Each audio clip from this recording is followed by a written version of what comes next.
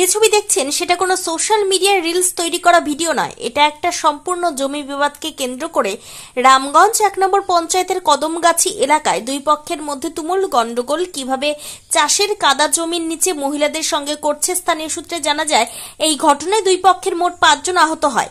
জানা যায় গত ৩ দিন আগেও এই দুই পক্ষের ঝামেলা হয়েছিল। এরপর এই বিষয় নিয়ে এলাকার পঞ্চায়েত মেম্বার ও প্রধানের কাছে বিষয়টি জানানো হয় বিচার করে দেওয়ার জন্য, কিন্তু সেই মুহূর্তে তারা জানিয়েছেন যে তারা সবাইকে নিয়ে বসে বিষয়টি সমাধান করবেন।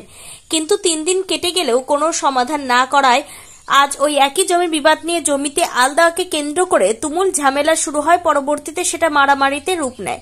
এই ঘটনার জেরে রফিক আলম, ক্রাইম উদ্দিন, রব্বা খাতুন ও রশিদা খাতুনকে প্রচন্ডভাবে মারে সিরাজুল, সাইফুল ও সাইদুল নামে বলে অভিযোগ।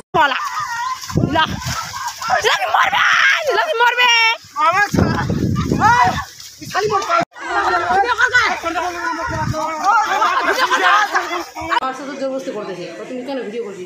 দুজন আমাকে ধরে নিয়ে আসে, সাইদুল আর সেইফুল আমাকে জবরদস্তি পাড়ায় নিয়ে আসে।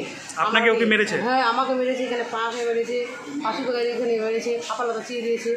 তখন তো আমি চেন করেছি, আমাকে নিয়ে আমাকে জবরদস্তি করতেছে। ওরা কি দিয়ে মেরেছিল? আমাকে লাঠি দিয়ে।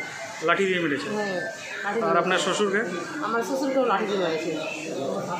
আমার শাশুড়কে ওকে মারেছে, ওকে তো মাথায় তো ফাটা দিয়েছে, বুসলা দিয়ে। আপনার নাম? হ্যাঁ, আপনার নাম? আমার নাম রশিদা।